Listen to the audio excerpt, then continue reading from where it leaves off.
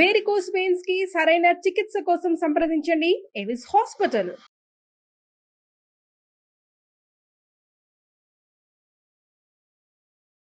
నమస్కారం, welcome to Suman TV. నేను గీతాంజలి. ప్రస్తుతం మనతో పాటు శ్రీచక్ర పీఠం వ్యవస్థాపకులు, ప్రముఖ జ్యోతిష్యులు డాక్టర్ ప్రదీప్ జోషి గురుగారు ఉన్నారు. వారితో మాట్లాడదాం.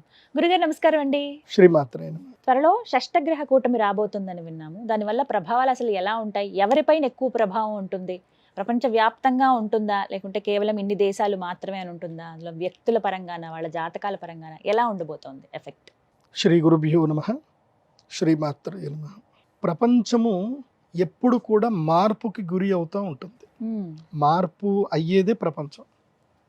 సో ఒక్కొక్క సిచ్యువేషన్లో ఒక్కొక్క రూలర్ వస్తాడు, ఒక్కొక్క మార్పుకి ఒకళ్ళు సిద్ధమవుతారు.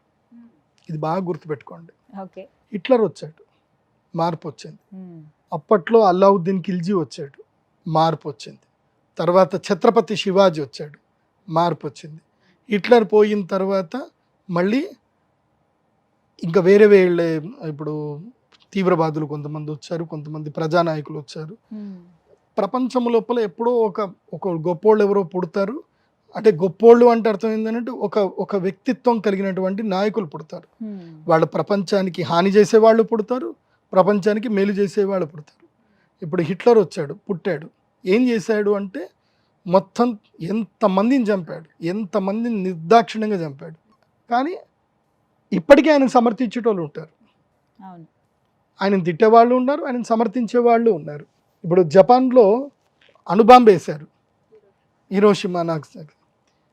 ఆ దేశం బాగుపడింది, కానీ ఆ దేశంలో వాళ్ళు హేట్రేటరీ వదిలేరు.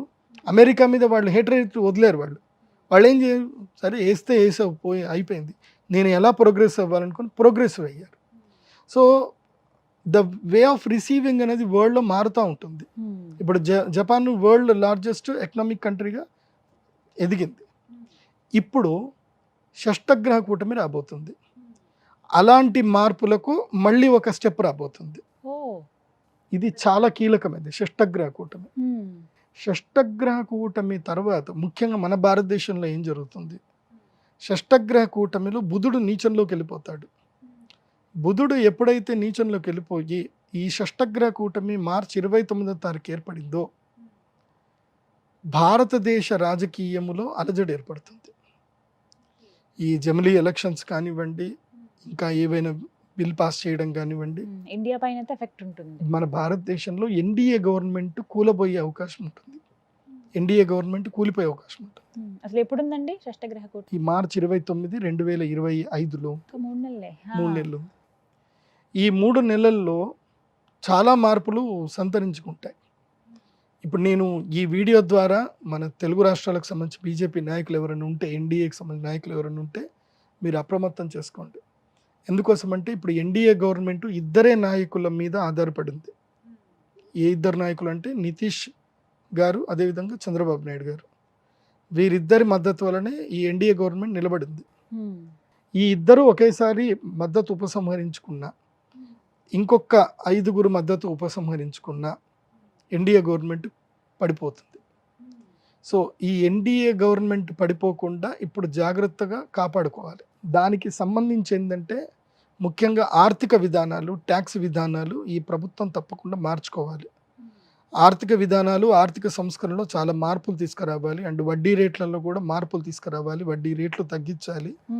తర్వాత చాలా ఆర్థిక సంస్కరణ, మెయిన్గా కావాల్సింది ఏంటంటే ఆర్థిక సంస్కరణలు. నిర్మలా సీతారామన్ గారు తీసుకున్న నిర్ణయాల వల్ల భవిష్యత్తులో ప్రజా వ్యతిరేకత చాలా ఏర్పడబోతుంది.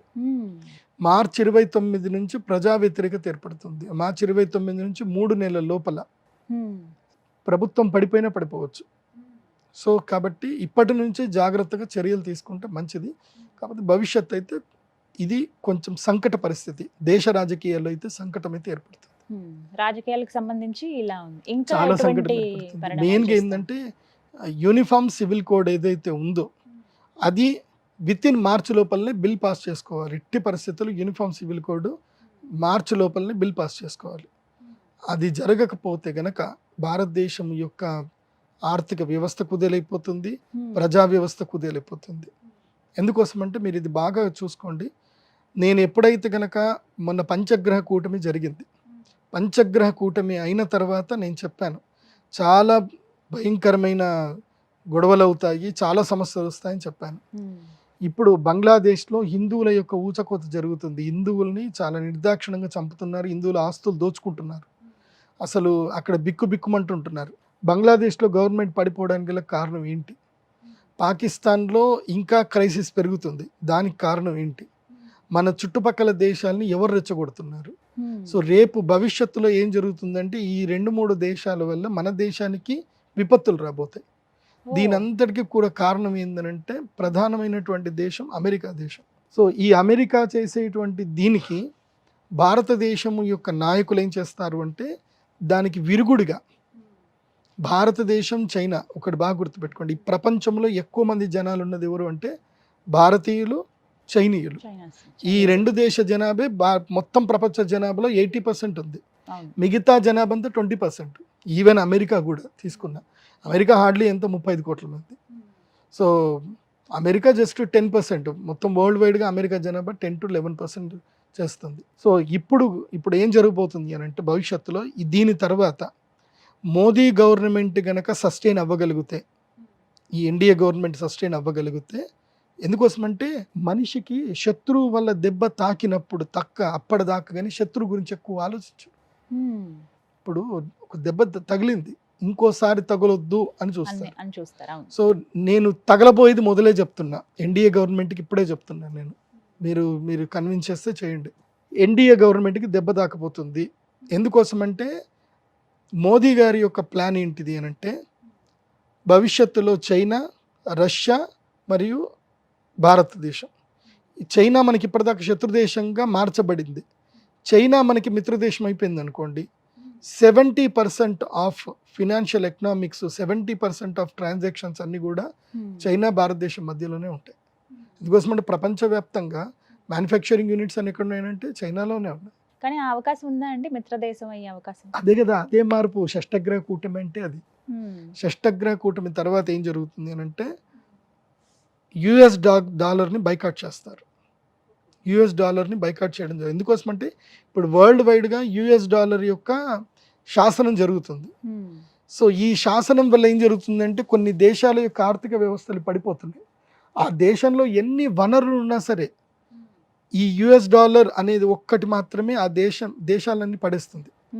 ఎందుకోసమంటే మనకి ఎక్స్పోర్టు, మనకి విదేశీ మారక నిల్వలు మన దగ్గర ఉండాలి అని అంటారు. సో ఇప్పుడు ఏం జరుగుతుంది, భారతదేశం యొక్క రూపీ వాల్యూ పడిపోతుంది. ఇది చాలా మందికి అర్థం అవ్వట్లే. ఆర్థిక వ్యవస్థలో రూపీ వాల్యూ పడిపోతుంది.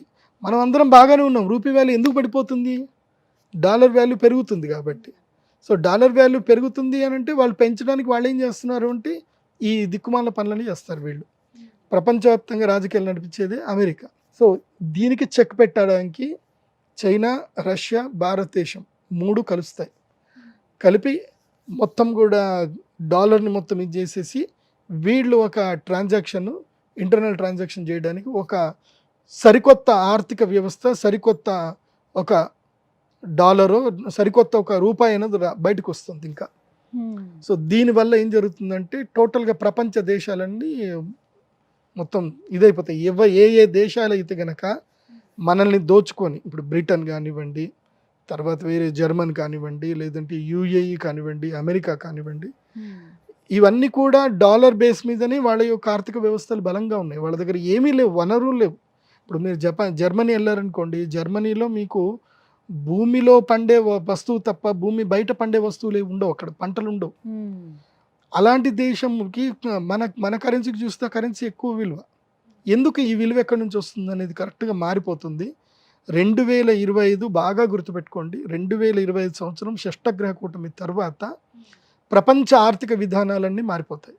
వెంటనే ఎఫెక్ట్ ఉంటుందా అండి? కొంచెం స్టార్ట్ అవుతుంది, అక్కడి నుంచి బిగినింగ్ అవుతుంది. సో ఎప్పుడైతే ఈ ఆర్థిక విధానాల మీద ఆలోచన స్టార్ట్ అయిందో, రష్యా, చైనా, భారతదేశం ఎప్పుడైతే కలిసిపోయాయో ఇంకా వెంటనే దాడులు స్టార్ట్ అవుతాయి ఇంకా. సో మూడో ప్రపంచ యుద్ధం అంటారు కదా, దానికి నాంది కూడా స్టార్ట్ అవుతుంది. 2025లో స్టార్ట్ అవుతుంది, 2028కి పీక్ వెళ్ళిపోతుంది. 28. సో చెప్తున్నా కదా, ఇప్పుడు మహాభారత కాలంలో జరిగినటువంటి సంఘటన ఇప్పుడు జరుగుతుంది, అప్పటి గ్రహస్థితి ఇప్పుడు జరుగుతుంది. మార్పుకు స్టార్ట్ అవుతుంది, చేంజెస్ స్టార్ట్ అవుతాయి.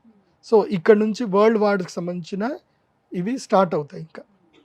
సో ఇప్పుడు అమెరికా తీసుకునే నిర్ణయాలే చాలా కీలకమైనవి అవుతాయి. సో అమెరికా ఒరిజినాలిటీ ఏదైతే బయటపడుతుంది, అంటే వాళ్ళ యొక్క కుళ్ళు రాజకీయాలు ఏవైతే అన్ని దేశాలన్నిటి మేము శాసించాలి, మేము తొక్కి పెట్టాలన్న ఏదైతే ఉంటుందో అది ఈ సంవత్సరంలో మెల్లిగా బయటపడుతుంది. ఆల్రెడీ దానికి సంబంధించిన సిమ్టమ్స్ కూడా స్టార్ట్ అయ్యాయి. షష్టగ్రహ కూటమి అయిన తర్వాత ఈ గవర్నమెంట్ స్టెబిలిటీ అవ్వాలి. అందుకే ఈ ప్లాన్ ఉంది కాబట్టే ఈ గవర్నమెంట్ని పడగొట్టడానికి అమెరికా దేశం ప్లాన్ చేస్తుంది. సో నిజమైనటువంటి భారతదేశానికి సంబంధించిన దేశభక్తులు గనక ఎంపీలు ఉంటే, వాళ్ళకి దేశభక్తి గనక ఉంటే గనక ఈ దేశాన్ని కాపాడడానికి ఉంటారు, లేదు అంటే పోతారు. సో అందుకే బుధుడు నీచంలో పడుతున్నాడు. షష్టగ్రహ కూటమిలో బుధుడు ఎప్పుడైతే నీచంలో పడతాడో, బుధుడు నీచంలో పడ్డప్పుడు షష్టగ్రహ కూటమి అయ్యి సూర్యగ్రహణం ఏర్పడుతుందో అప్పుడు నమ్మక ద్రోహాలు జరుగుతాయి, భయంకరమైన వైరుధ్యం ఏర్పడుతుంది. అన్నీ చెడే ఉన్నాయండి, మంచి ఏమైనా జరుగుతుందా?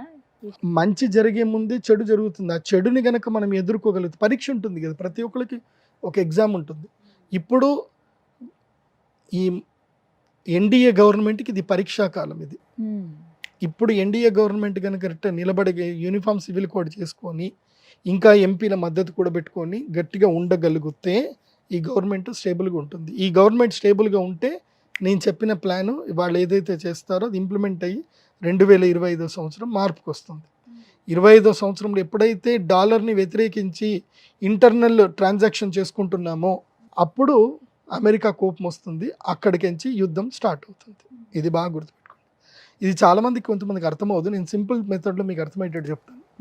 ఇప్పుడు ఉదాహరణకి ఏంటంటే, ఇప్పుడు ఒక ఏ అనే ఒక వ్యక్తి ఉన్నాడు, అంటే అమెరికా అని ఏ అనుకుందాం, ఏ అనే వ్యక్తి అమెరికా అనుకుందాం.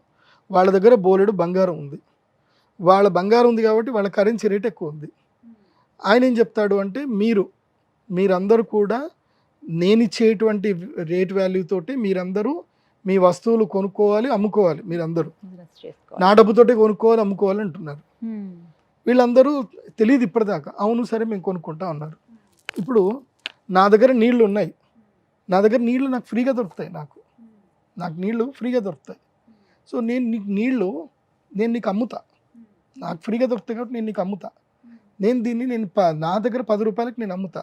కాకపోతే వాడేమంటాడు అంటే, నువ్వు ఇది నీ 10 రూపాయలకు అమ్ముకోకూడదు, నా యొక్క $10 నువ్వు అమ్మాలి అంటాడు. నువ్వు 10 రూపాయలకు అమ్ముకోవద్దు, $10 అమ్మాలి అని పెత్తనం చేస్తున్నారు. సో యూఏఈలో నీళ్లు లేవు. ఇప్పుడు యూఏఈలో ఏది డీజిల్ ఉంది, వాళ్ళ దగ్గర ఆయిల్ ఉంది, మన దగ్గర నీళ్లు ఉన్నాయి. మనం వాళ్ళకి నీళ్లు ఇస్తున్నాం, వాళ్ళు మనకు ఆయిల్ ఇస్తున్నారు. ఇప్పుడు మన ఇద్దరి మధ్యనే ట్రాన్సాక్షన్ జరుగుతుంది. వాడి పెత్తనం ఎందుకు మరి? వాడేం నీళ్ళు ఇవ్వట్లే, వాడేం ఆయిల్ ఇవ్వట్లే. కానీ మన ఇద్దరి మధ్యన జరిగే ట్రాన్సాక్షన్ పెత్తనం మాత్రం కరెన్సీ వాల్యూ మాత్రం ఆయన పెట్టుకుంటున్నారు. ఇన్ని రోజులు అమెరికా ఇదే శాసనం చేసింది. ఈ శాసనం వల్ల మాత్రమే ఇప్పుడు అమెరికా గట్టిగా ఉంది. కానీ దాని యొక్క పతనం ప్రారంభమవుతుంది.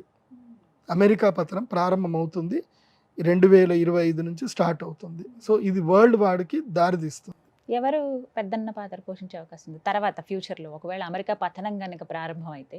మన మోదీ గారే, నరేంద్ర మోదీ గారే వరల్డ్ విశ్వగురువు అవుతారు.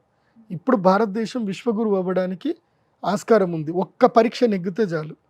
విశ్వగురువుగా శ్రీ నరేంద్ర మోదీ గారిని అలాగే ప్రధానమంత్రిగా కంటిన్యూ చేసుకొని ఇంకో 10 ఏళ్ల పాటు ఆయన కనుక ప్రధానమంత్రిగా ఉంటే $, కరెన్సీ మొత్తం పడిపోతుంది, మన భారతదేశం కరెన్సీ పెరుగుతుంది. అదేదో సినిమాలో ఉపేంద్ర గారు చూపించారు కదా, అలాగే జరుగుతుంది.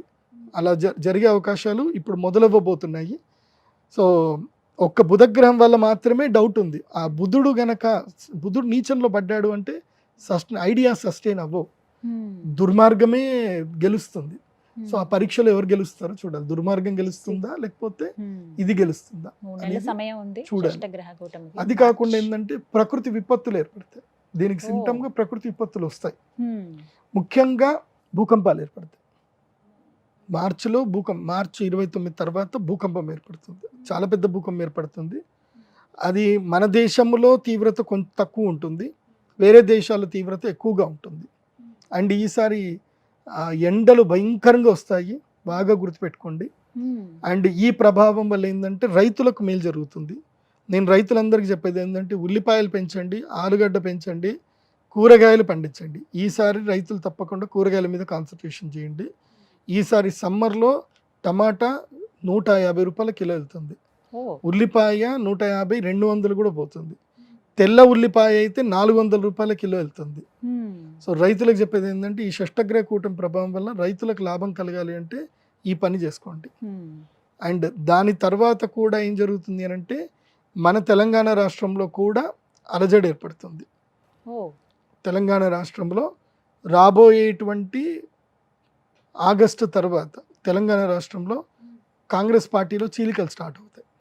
ప్రభుత్వం ఉన్నా సరే కాంగ్రెస్ పార్టీలో చీలికలు స్టార్ట్ అవుతుంది. సో కాంగ్రెస్ పార్టీలో సీఎం మారే అవకాశాలు కూడా ఉంటాయి. తెలంగాణకి మళ్ళీ సీఎం మారే అవకాశాలు కూడా ఉంటాయి. ఈ షష్టగ్రహ కూటమి తర్వాత పార్టీ కంటిన్యూ అవుతుంది, సీఎం మారుతారు, జరిగే అవకాశాలు ఇవన్నీ రాబోతుంది. అంటే కేవలం ఇవన్నీ కూడా షష్టగ్రహ కూటమి ప్రభావం వల్ల జరుగుతుంది. షష్టగ్రహ కూటమి ప్రభావం చూద్దాం ఎలా మొత్తం భారతదేశంలో కూడా కూటమి ప్రభావమే ఉంటుంది. అది అర్థం చేసుకోండి. ఆ కూటమి ఈ కూటమి, ఆ కూటమి వల్ల ఈ కూటమిలో అలజడి ఏర్పడుతుంది. అది ఏపీ పైన ఎఫెక్ట్, ఆంధ్రప్రదేశ్లో ఏం ఎఫెక్ట్స్ ఏమి ఉండదు ఈసారికి. గురుగారు చూద్దాం మరి ఈ ప్రిడిక్షన్ ఎంతవరకు నిజమవుతుంది. ఎందుకంటే అన్ని నిజమవుతూ వచ్చాయి, మీరు చెప్పినవి అందరికీ సూచనలు చేశారు. మంచి జరుగుతుంది, దానికంటే ముందు ఈ చెడు అయితే ఎదుర్కోవాలి అందరూ అని అంటున్నారు. అండ్ వ్యక్తిగతంగా జనాలకి ఎలా ఉండబోతుంది మరి. ఇంకా ఇవన్నీ రాజకీయాల పరంగా చెప్పారు, కొంతమంది రైతులకు సూచన చేశారు. వ్యక్తిగతంగా ఎలా ఉండబోతుంది ఒక్కొక్క వ్యక్తికి కావచ్చు, లేకపోతే వారి జాతకం బట్టి ఉంటుందా అట్లా? ఈ షష్టగ్రహ కూటమి మీన రాశిలో ఏర్పడబోతుంది. సో మీన రాశి వారికి ఏలినాటి శని కూడా ఉంది. అవునండి. ఇప్పుడు ఈ ఏలినాటి శని ప్రభావం వల్ల మీన రాశి వారికి చాలా తీవ్రతరంగా ఉంటుంది. మీన రాశి వారికి, మేషరాశి వారికి, ఈ రెండు రాశులకైతే తీవ్రతరమైన నష్టాలు ఉంటాయి. నేను మీన రాశి వారికి, మేషరాశి చెప్పేది ఏంటంటే షష్టగ్రహ కూటమి రోజున, సూర్యగ్రహణం రోజున తప్పకుండా మీరు అరిష్ట నివారణ తంత్ర పరిహార పూజలు అయితే చేసుకోండి. దానికి ఇప్పుడే రెడీ అవ్వండి. కాకపోతే ఈ 3 నెలల ముందే మీకు చెప్తున్నాను ఏంటంటే మీకు మోసపోతారు. ఆన్లైన్ మోసాలు, సైబర్ మోసాలు కానివ్వండి, తర్వాత మీకు నమ్మక ద్రోహాలు విపరీతంగా జరుగుతాయి. అదేవిధంగా ఆస్తి నష్టము, ప్రాణ నష్టం జరిగే అవకాశం ఉంటుంది. చాలా జాగ్రత్తగా ఉండండి. ఈ 3 నెలలు ఎవ్వరు మిమ్మల్ని ఆశ పెట్టినా ఆశ పడకండి. ఈ 3 నెలలు ఆశ అనేది వదిలేసుకోండి. ఈ 3 నెలలు ఎవరేం చెప్పినా సరే బాగుంది బాగుంది చేద్దాం చూద్దాం అని చెప్పండి తప్ప దేనికి ముందుకెళ్ళకండి. ముఖ్యంగా కార్పొరేట్ వ్యాపారస్తులు, ఇప్పుడు ఏమీ లేనివాడి దగ్గర ఎవడేం తీసుకోడు, కానీ బాగా డబ్బులు ఉన్నటువంటి వ్యక్తులు. ఈ మధ్యనే నాకు ఒక సూపర్ మార్కెట్కి సంబంధించిన ఒక వ్యక్తి, నా క్లయింట్, ఆ వ్యక్తి వచ్చాడు. ఆ వ్యక్తి ఏడుస్తున్నాడు నా దగ్గర. జీవితకాలం సంపాదించిన డబ్బంతా కూడా ఒక్క రోజులో పోయింది. అయ్యో, ఎవడో వచ్చాడు, మీకు సెంట్రల్ గవర్నమెంట్ మీకు ఆ సీట్ ఇప్పిస్తా, ఈ సీట్ ఇప్పిస్తా అన్నాడు. తీసుకెళ్ళాడు, పెద్ద పెద్ద రాజకీయ నాయకులు అందరినీ కల్పించాడు, చేశాడు. మీకు ఖాయం, రాజ్యసభ ఖాయము, అది ఇది అని ఏదో చెప్పారు. డబ్బులు పంపించండి అని చెప్పారు. తీరా డబ్బులన్నీ పంపించేశారు. తర్వాత ఎవడు అవునా వాడితో నువ్వు ఎందుకు వచ్చావు, అసలు నీకు రాజ్యసభ సభ్యత్వం మేము ఎందుకు అన్నాం, ఓకే అని అన్నాం అంతే, అసలు మేము సీట్ ఇస్తాం నీకు ఎట్లా చెప్తాం రా, డబ్బులకు మేము ఎందుకు అమ్ముకుంటామని ఇప్పుడు అంటున్నారట వాళ్ళందరూ. వాడు కేసు పెట్టినా వాడు లేడు ఇక్కడ. వాడికి ఎందుకోసం అంటే వాడు కేసు పెట్టిన వీళ్ళన్నీ కూడా బ్లాక్ అమౌంట్ కదా, ఏడుస్తూ కూర్చున్నాడు. ఇప్పుడు జీవితకాలం సంపాదించిన డబ్బు మొత్తం పోయింది, దాదాపు 35 కోట్లు పోయాయి. ఇప్పుడు ఆయన బాగా చెప్పుకున్నాడు, కంప్లైంట్ చేయలేడు. కంప్లైంట్ ఎంతవరకు చేశాడు అంటే ఆయనకి చట్ట ప్రకారంగా ఆయన ఇన్కమ్ ట్యాక్స్కి ఎంత చూపిస్తున్నాడో అంతవరకే కంప్లైంట్ చేసి. మీరు ఏం చెప్పారు వారికి? మంచి జరుగుతుందా ఏమన్నా? సరే, అవుట్ ఆఫ్ అది. కాకపోతే చెప్పేది ఏంటంటే ఇట్లా జరుగుతాయి, మోసాలు బాగా జరుగుతున్నాయి ఈ మధ్యకాలంలో. ఏం లేదండి, ఇప్పుడు మీరున్నారు, మీరు ఒక గొప్ప స్థాయిలో ఉన్నారు, మీకు నేను పరిచయం, నేను ఎవరిని పరిచయం చేయించినా ఫోటో దిగండి అంటే మీరు దిగుతారు. ఈయన అంటే మంచిది నమస్తే, బాగున్నారు అంటే బాగున్నారు, మేడం సార్ పని అయిపోతుందా అని అంటే చేద్దాం, పని చేద్దాం, మీరేం కంగారు పడొద్దు, మీరు మాట్లాడండి అని అంటారు. అంతకుమించి నేను వేరే పని చెప్పుంటా, ఈయన ఏదో గుడి కడుతున్నాడండి, గుడికి మీరు కొంచెం డొనేషన్ ఇప్పియండి అని నేను అంటా. సో మీ వరకు మీరు గుడి ఆలోచనలోనే ఉంటారు, వాడి వరకు వాడు సెంట్రల్ గవర్నమెంట్ సీట్ గురించి వాడు ఆలోచిస్తూ ఉంటాడు. వీడికి ఏమనుకుంటున్నాడో మీరేమనుకుంటున్నారో ఇద్దరికి తెలిసేది ఒక వ్యక్తికి, మోసం చేసే వ్యక్తికి. ఇదే జరుగుతుంది. సో చాలా జాగ్రత్తగా ఉండండి. ప్రజలందరికీ చెప్తున్నాను, మోసగాళ్ళు బాగా పెరిగిపోయారు సమాజంలో. పర్టికులర్ గా విపరీతం. మీనరాశి మేషరాశి వాళ్ళకి మీన రాశి వాళ్ళకి నెత్తి మీద శని కూర్చుంటాడు ఇప్పుడు. సో అక్కడి నుంచి వాళ్ళకి స్టార్ట్ అవుతుంది అనమాట. నెత్తి మీద శని కూర్చుంటే ఇంకా ఆశ, దాహం ఉంటుంది. ఇంకా ఉన్న స్థాయి కన్నా ఎక్కువ స్థాయికి ఎదగాలని చెప్పి క్రైములు చేయడానికి కూడా వెనకాడరు. సో ఇలాంటి టైంలోనే మోసగాళ్ళు వచ్చేస్తారు. నమ్మితే కదా మోసం చేసేది, నమ్మిస్తారు. సో ఆశ ఉంటేనే మోసం, ఆశ ఉన్న దగ్గరనే నమ్మకద్రోహం జరుగుతుంది. మీకు ఆశ లేకపోతే మోసం అనేది ఉండదు. మీరు ఆశ అనేది వదిలేసుకోండి. మీన మేష మీకు మాత్రం తప్పకుండా సూర్యగ్రహణం రోజు ఎక్కడ ఉన్నా సరే అరిష్ట నివారణ తంత్రం చేసుకోండి. ఇంకోటి, ఎవరికైతే కనుక ఈ యొక్క గ్రహణ మొర్రి కానీ గ్రహణంకి సంబంధించిన ఏమైనా ఇబ్బందులు ఏమైనా కలిగినా కానీ గ్రహణ సమయంలో పరిహారాల వల్ల జీవితాలు బాగుపడతాయి. ఆల్రెడీ మనం చేసిన వాటి అందరికీ చాలామందికి మంచి జరిగింది. సో మార్చి 29వ తారీఖు శ్రీచక్ర పీఠంలో మేము షష్టగ్రహ కూటంలో యాగం అయితే చేస్తాము. ఇప్పటి నుంచి బుకింగ్ స్టార్ట్ అయ్యాయి. ఎందుకోసమంటే లాస్ట్ టైము అసలు నేను తట్టుకోలేకపోయినా, అంతమంది జనాలు వచ్చారు. నేను 100కి 120 మందికి క్లోజ్ చేసేసి ఆపేశాను. ఇంకా నా వల్ల కాదని చెప్పేశాను. ఇంకా సో ఇప్పుడు కూడా అంతే చెప్తున్నా, 100 మంది కన్నా ఎక్కువైతే అలో చేయను. 100 మందికి మాత్రమే సీట్ అవకాశం. అది చూద్దాం త్వరలో ఏం జరగబోతుంది అనేది. గురుగారు నమస్తే అండి. శ్రీమాత్రి.